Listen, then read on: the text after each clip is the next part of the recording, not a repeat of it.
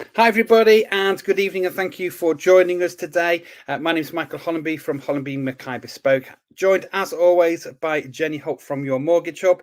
A little bit different, you're watching this evening, but this is actually a pre-recorded show this week, mainly down to the fact that I will be probably sitting on a train at the usual time of 7 o'clock on a Tuesday evening coming back from a conference, and also where we've looked at our diaries. We are both extremely busy this week, which is very good to hear. But we just wanted to let you know right at the beginning that this is a pre-recorded show. It was recorded on the Monday, so still very, very relevant, still up to date in regard to where we're at from the week's business activities, even on from following on from last week. And again, we had some brilliant interaction from the topics that we were talking about, certainly last week and even from the week before. So this is pre-recorded. So if there's any questions that you've got, and please still feel free to send those over to us. Jenny's put in the email addresses across the screen already, which means that you can reach out to us. Still feel free to like the show this evening. You can have all of that interaction, but if you post anything on the actual show, it will be that we'll get back to you either later in the evening or on the Wednesday for you. So there we go. That's the explanation.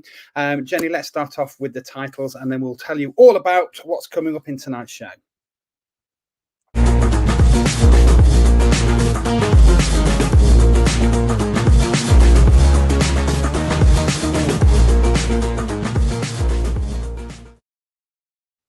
There we go, Jenny. I think we covered it enough there, didn't we? So I think everybody knows.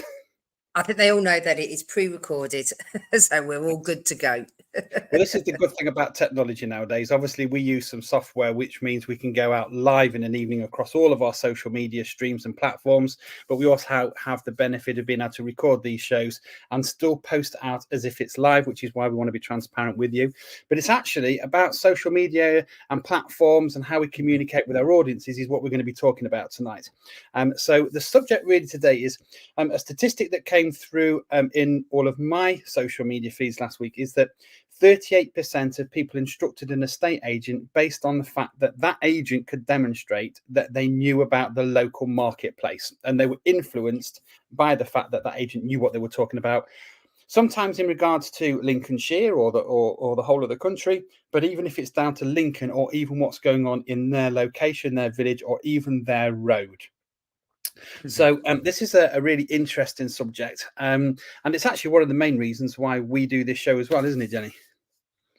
Yeah, absolutely. I mean, look, social media is king in so many businesses. It really doesn't matter what industry you're in.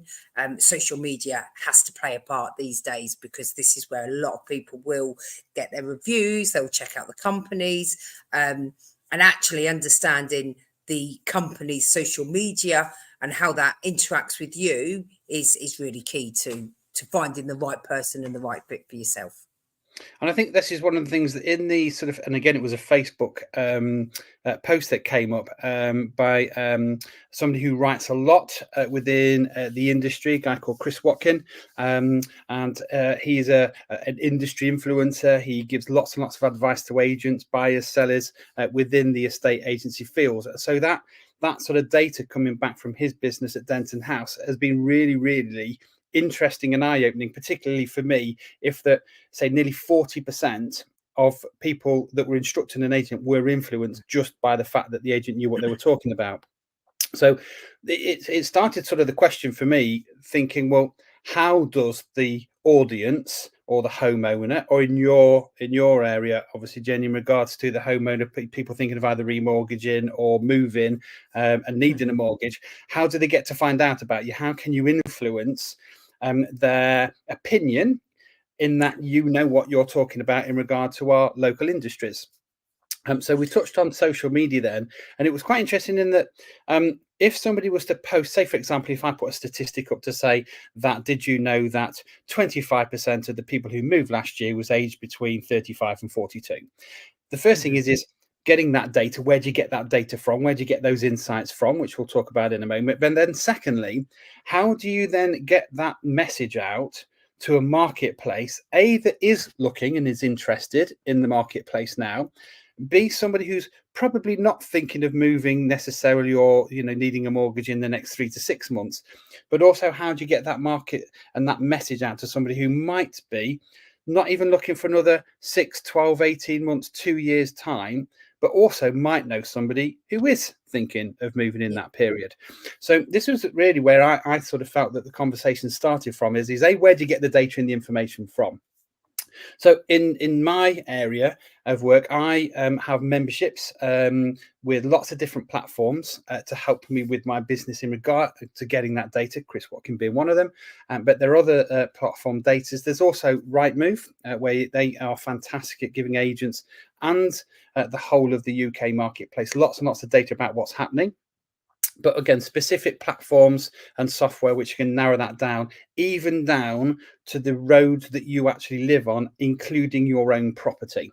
So one of the things that I have access to is a platform where if somebody was to give me their home address before I go out and do an appraisal, I can put their details into this software and it will tell me how long they've lived in the property for, what work they've done on it, any planning applications, tree preservation orders, utilities, connectivity to broadband and suppliers, all those sorts of pieces of information, and then a list of loads and loads of comparable evidence. And from that, we can build out a proposal and a market plan in regard to knowing the local marketplace in regard to previous sales, comparables, what other things in regard to planning applications might be affecting the value of that property. So it'll go through things like planning applications for people who've extended, greenfield and brownfield sites, housing applications, all those sorts of things. So it's knowledge is definitely power here. So that's how I often get my data. A lot of it is, again, because I've been, an agent in Lincoln for over 30 years, you've got good knowledge and experience as well. And I think if you can get those two things combined, it's a really powerful message. So that's where I get my data from. And also through networking with lots of different people and being also part of industry related social media groups, forums. I go to lots of conferences, all those sorts of things. So that's in agency world. What about yourself, Jenny? Where do you sort of get that initial data from for yourself? So mine is slightly different, coming from sort of the mortgage world, and my data is really just my experience. So yes, I have lots of contacts with the lenders. We have regular conversations to understand what's happening with them and what they feel the market is going to do. But my social media is purely based really on my client's experience, because as a mortgage broker, people say to me, Jenny, you should be fantastic at maths. You're a mortgage broker. Your maths should be amazing. I failed maths 3 times. Okay. As a mortgage broker, my main role is problem solving. Yeah. That is what a good mortgage broker will do. So someone will come to me and say, Jenny, I'm looking to achieve this. I want to buy this kind of home, or I need to take some money out to be able to do X, Y, and Z. And my job is to be able to solve that problem for you. So yes, my maths is okay. It's not diabolical, but it's not, I'm never going to be top of the maths class. But what I look at is how can I solve that problem? And I do that by using previous experience from other clients that I've dealt with. I'll use that through speaking to all of the different types of lenders, and there's lots and lots of lenders out there. And like you say, just building up that knowledge. My big thing is I do a lot of older first-time buyers, and I do a lot of limited company directors and self-employed. So I kind of know that knowledge. And that's what I spread out to my clients. There's some areas, I'm not going to lie, of the mortgage world, like equity release, I won't touch it. But I also have those contacts that I can then pass them to and make sure they get the right expertise. Excellent. No, great answer. And I think also one of the things that I've picked up on is you're very reactionary if something happens in the industry, interest rates, inflation, all those sorts of things. Obviously, that data is coming through not only just the national press and the media, and we've talked about how you need to sometimes go through the clickbait headlines in regard to getting people to read things. But again, I'm sort of assuming obviously you get lots of that information coming through just with the company and the industry that you're in as well. Yeah, absolutely. Look, my inbox is filled mainly with lenders telling me that what they're doing, or how every day I must have at least 50 emails that come through from different lenders telling me one thing or another. So you naturally, I guess, you soak that in, but lenders are very broker driven, and what I like to do is be very client driven. Yeah. So yes, we all know that interest rates are up and down this year. I spoke about that a lot this year, but really, how does that impact you guys? Because really, who really cares if the interest rates go up or down? What someone really wants to know is how that impacts them and their home, and what Yeah. they can do to reduce that impact or take advantage of the impact if they've come down. And that's what I try to express in all of my social media. Is it's how does it impact you guys as the consumer, as the borrowers and the clients. Excellent. Great. So let's work on the basis now that, again, we've got that information and that data. I think the next biggest challenge is how do you get that information out to your marketplace? Okay.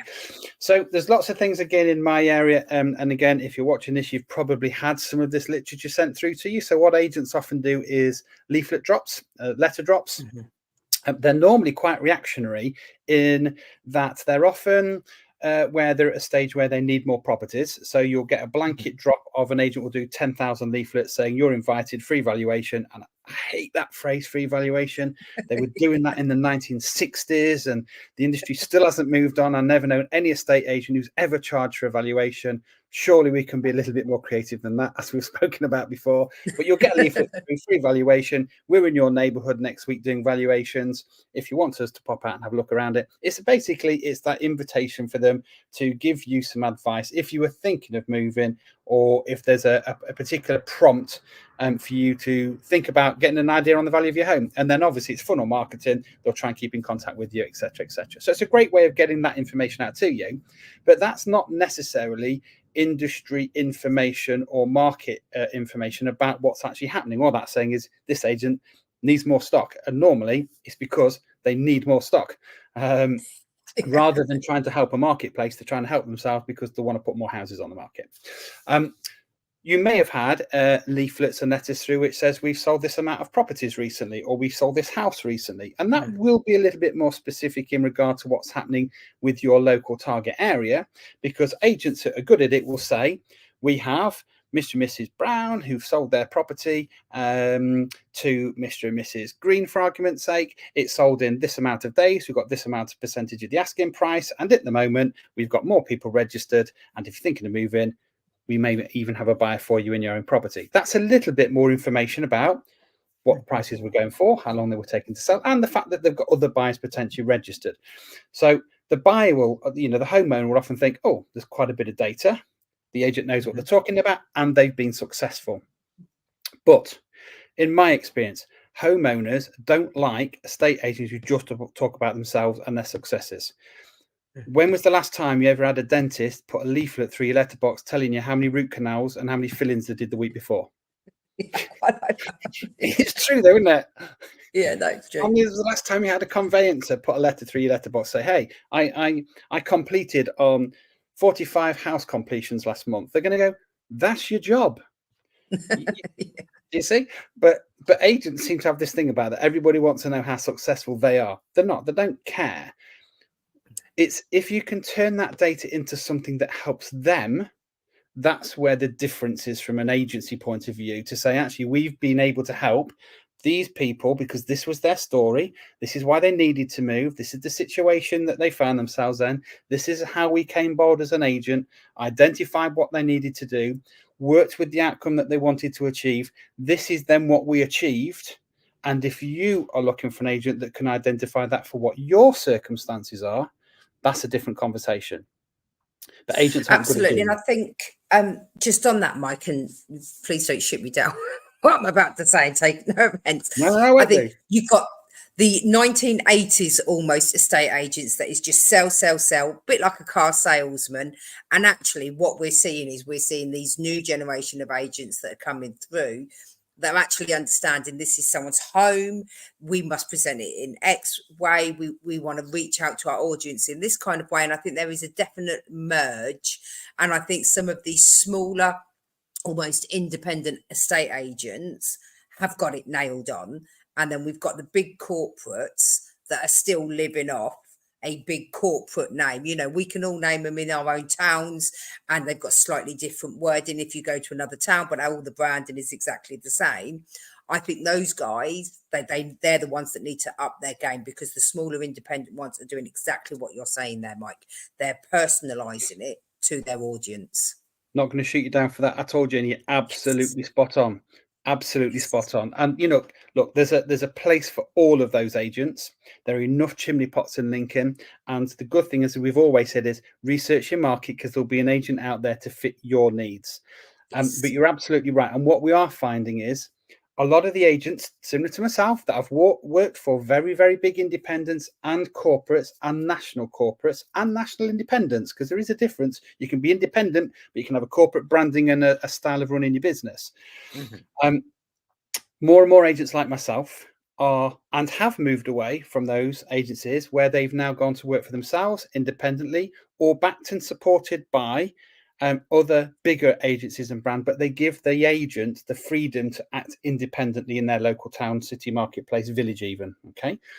Yeah. And the benefit there is, and this is where a lot of the corporate bigger agents are losing really, really good experienced staff, because that member of staff is pulling into this new move within the industry. And jokingly, I said, we're still advertising the fact you can get free valuation, but that's the honest truth. Is the biggest change in estate agency in Lincoln is when we stopped advertising properties on a Thursday in the Property Echo, and we started doing it on Rightmove, on portals. We're talking 30 years ago, 25 years ago. Nothing else has happened. But social media and the internet have played a massive part in that, Mhm. particularly, like you said earlier, about how you can display properties and how you can market properties.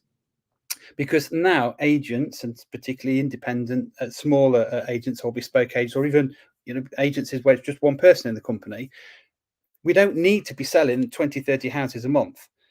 No. It's about working with a core group of a demographic of clients that get what you're wanting to do, to break the mold and to do something differently, to get the outcome that the homeowner wants and what the buyer needs from that transaction.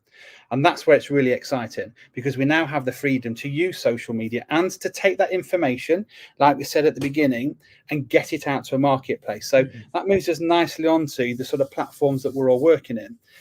We'll just take a quick moment here, Jenny, to explain. This is one of the main reasons why we do the Lincoln Property and Mortgage Show, for that sole purpose of helping people and getting information out. And I think anybody that's watched this show over the last few months, I think there's a real clear message that we don't poach our own business. We don't talk about necessarily our businesses. We talk about our experiences, but we Mhm. don't ask for things back from people. We try and give people information so they can make Yeah. their own informed decisions. Okay. And I think this is a really, really good way of doing it, particularly, as I say, how things have changed within the industry. That, 2, 3 years ago, you had blogs, and you had, vlogs, and you had podcasts and those sorts of things, but they're still quite one dimensional and not very interactive. Having a Mhm. show like this, which is actually still quite a bold thing, there's not many people that are doing these shows like this, certainly, in our marketplace here. But I think it just shows again that if you've got a good relationship and a good business relationship, and we can cross those information and go out and give expertise of information based on our experience in your marketplace, what a great way for people to understand and find out that there are people like us that are able to give local, regionalized and nationalized information out. So I would say that this format of this show does exactly what clients are saying, based on the fact that those numbers at 38% want this sort of information. Absolutely. Look, people don't want to be sold to. They do, those days of the 80s and the car salesman and all of that sort of stuff. No one wants to be sold to. You walk in, I can remember when I was younger, I used to walk into Curry's, about 5 people jump on you because they was all commission based. Yeah. Now you walk into Curry's and it's a nicer place. No one's there to sell. They are there just to advise you, give you their expertise and help you when it's right for you. And I think and that's where I see social media. It's about giving you that information that you can digest when you're ready to digest that. Yeah. And not everyone who approaches me will want a mortgage from me because, you have to have that connection, that relationship, which we talk about all of the time. And it is about finding what fits right for you. And that is the power of social media because as long as you are authentically you, someone told me that, a guy called Ross Yeah. told me, just be authentically you, Yeah. you will find the right people that will match you and you will Yeah. be able to work with them in your own time. So I do a lot of social media presence. And there's lots of people that like and share my things, but I'll never do a mortgage for them, and that's okay. Yeah. Because sometimes it's about they just needed to know something, and actually they can go and speak to someone else, or they can do something, or they'll just check in. I have a lot of people that will go, "Here's my mortgage offer, Jenny. Can you just make sure it's all okay?" And I'm like, "Well, I'm not going to judge anyone's work. I'm like, no, I ain't got a red pen and a teacher." But if you don't have that trust, and I always say to them, "Look, maybe you need to speak to another broker." If you don't trust that your mortgage broker has done what they needed to do, and they've done it quite correct with your best interest at heart. So I do think for me, I use social media as very much an educational tool. This is who I am. I want to educate you. I want to make sure that you get the right mortgage for you, whether you use me or someone else. And I think that's a big turning point in something that social media. As soon as someone tries to sell me something on social media, you flick straight past. And I think the key word in what you've just said there, Jenny, is trust. And Yeah. the way to win trust over, because you've got to earn it, is you've got to be authentic, like you just said. You've got to be Mhm. genuine. They've got to be a demographic and somebody that they want to work with you and you want to work with them. But, I talk a lot about tribal influences and tribal sort of recommendations like referrals and reviews and those sorts of things. But ultimately, it's what I also call an AWAF. Are we a fit? Not everybody that Yeah. I talk to will use me because we're not a fit, but there's another Yeah. agent that will be able to help them. But those homeowners that do come to me, we've got a real clear understanding of what my role will be and what their role will be. And it is still collectively, yes, I'll take the hands and I'll take them all through that. But there still has to be some cooperation, and that person has to be able to trust you, because it's not Yeah. just about what's the best asking price they're going to put it on the market for and what's the lowest fee they're going to charge you for it. Okay, there Yeah. has to be value to what you're doing, and you have to demonstrate that value and that trust, and that has to be earned. And by giving information, like you've said, people can start to get, look, are they going to watch this show and go, actually, that Michael, he's a bit of an idiot, don't really like him, you're not going to use me. But there'll be other people that will look this and go, do you know what, he seems to know what he's talking about, I'm going to have a conversation with him. Or I might know somebody who might need the advice and services of Mike and Jenny, and that's where, if you have somebody who can recommend you to somebody else, that person's Mhm. done a lot of the work for you sometimes. So if we Yeah. look at trust is the first thing, and I think here you have to be consistent.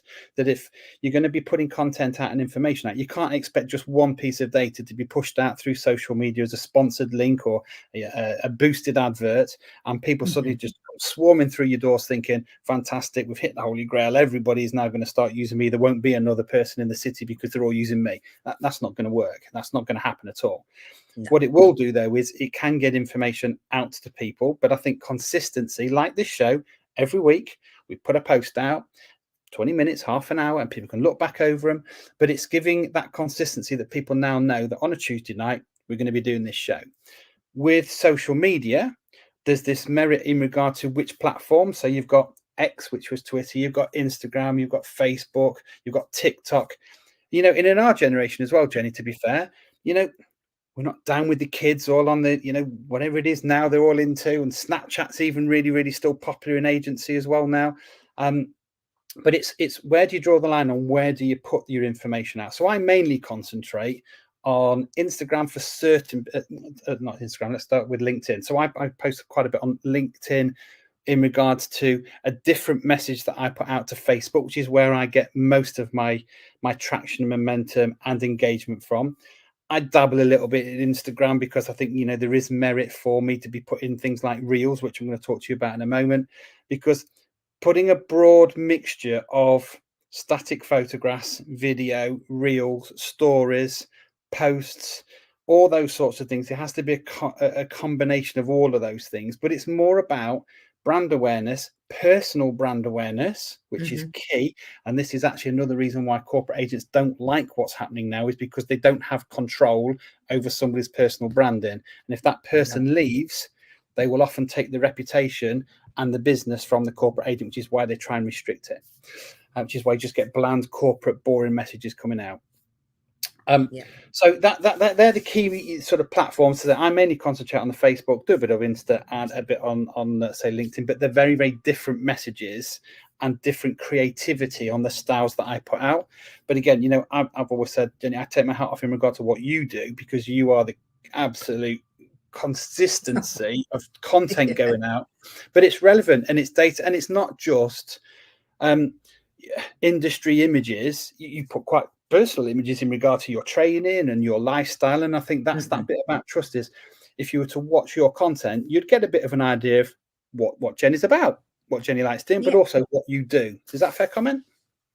Yeah, absolutely. I can. A digital marketer once said to me, Jenny, where do you get your ideas from? Where do they all come from? And if I'm honest, I am a little bit lazy. So they are just my clients. They're just people that I have dealt with probably in that week, that month, or they've reared their head. Maybe their remortgage time is coming up, and I've got them.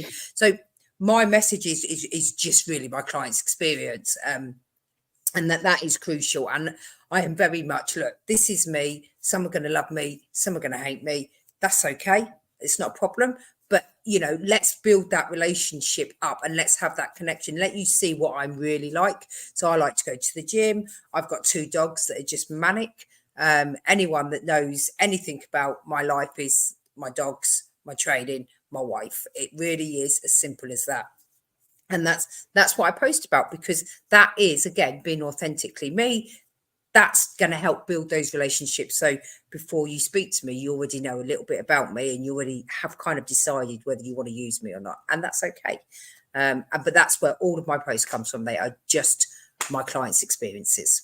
And just on the fact that consistency is key, it's that important to me. I have it written on as a tattoo, be consistent, because that is a game changer. That you're not ever gonna suddenly wake up one minute and be this social media influencer, or suddenly lost 3 stone. It's the small consistency work that will give you the results in the long term. Absolutely, and I think that's a great place to summarize and sort of put it all together. Is how can you demonstrate that you know your local marketplace to market and your industry? I think a lot of it is, again, getting relevant information, like we said, getting time sensitive information, and then getting it out to your audience. And there are things with social media where you can do sponsored ads, boosted ads. We can use algorithms, and we can use keywords, AdWords, or SEO, all that sort of stuff that in the background we have to learn, and we have to test and measure. But ultimately, I think getting that data, and like you said there, Jenny, is just being consistent, putting something out on a regular basis. That is, there are influencers out there. They'll put one post out, and all of a sudden, it depends on what they're talking about at the time, and it goes viral, and it goes crazy. And that person, there are people out there making a huge amount of money on this, but it's again about being real to yourself, and again, just being consistent. So I think that's a great place for us to sort of say that, this is what we have to do. It's part of our job, but it's also what we love doing, because when we set our own businesses up, we did it because we wanted to make a difference and work with the clients that we wanted to work with to get them those outcomes. And it's not about ticking a KPI or a target, because I think as soon as you go into business and start thinking on day one, and you start the beginning of a month thinking, we've just gone into March, right, this month I've got to hit this amount of X, Y, whatever that is. I think as soon as you have that as your focus, you've lost the whole vision of wanting to help the client. It has to be, if you do all the other things right, all of that will come in abundance. So yeah, I think, as I say, consistency, getting the information, doing things like this, being real, being visual, but also having then your raving fans, your client base, the people who do support you and you like you on your social media, liking your comments and engaging with your comments and sharing it. That is a big thing for us as business owners, because we can become fixated on how many followers have you got and how many likes have you had on that. If I put a post out and one person likes it or nobody does, I'm not bothered, because ultimately the information is out there, and if people want to find it and they'll put keywords in, etc., I'm going to pop up, and at some point somebody will look back over that content, and that's what it's about. It's not about, I go into the science and the sort of the psychology of this a little bit. It's a dopamine, basically. It's one of the key things where if people are putting these sorts of content out and you get a like, it releases a chemical in you which makes you feel better. So you do another one, you get another one. Oh, I feel better. I put another one out, I feel better. And it is actually addictive, but it's doing it for the right reasons, that Yeah. yes, it helps you as a business owner, but ultimately it helps you grow your network and give that information out. And we're not you're not transfixed on all of that data in regard to how much you're putting out, what that comment, what that content is, and what the likes are. It's about the fact that it's out there, and hopefully it will help somebody.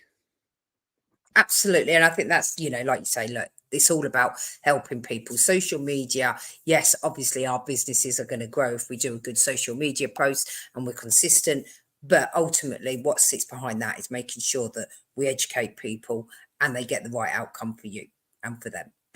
So I think the last thing I want to put on there very, very quickly is that if you've had that experience, it is, and not just with us, but if you've had an experience with anybody and you've had good service, reviews and comments and Mhm. feedback like that are really, really important. And that again becomes part of that tribal influence again, that if people see that I'm that type of person and that person got that result and that outcome, and this is their feedback, naturally that other person will want to have that same experience as well. So, whether it be me, Jenny, anybody else, when you get review platforms and feedback, it is really important. So that's the one thing I would say in summary on the show today is whether you're in a restaurant, I don't know, wherever you may be, if there's an opportunity to give a review, etc., it is really, really important.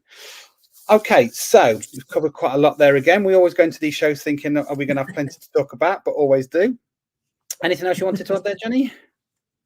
No, I think we're all good for this week, Mike. But yeah, I guess yeah, reviews are key. A good review can really make the world of difference, not just to help grow the business, but so that the person knows that they've done a good job and that warm, fuzzy feeling that you get from a good review. Excellent. So along the bottom of the screen tonight, you've had my email and Jenny's email as well. We've talked about social media. You can go and find us on all of those platforms that we mentioned previously. As I say, with this being a pre-recorded show, if you've got any questions at all, please send over an email or you can contact us, as I say, directly through our social media. Please make sure, though, we've just said there about liking and sending comments in. If you've enjoyed the show today, if you've got any questions at all, please interact with us still. Thank you again for watching, and we will look forward to meeting with you again, back live again next week at 7 o'clock next Tuesday. But thanks again for watching this week's Lincoln Property and Mortgage Show.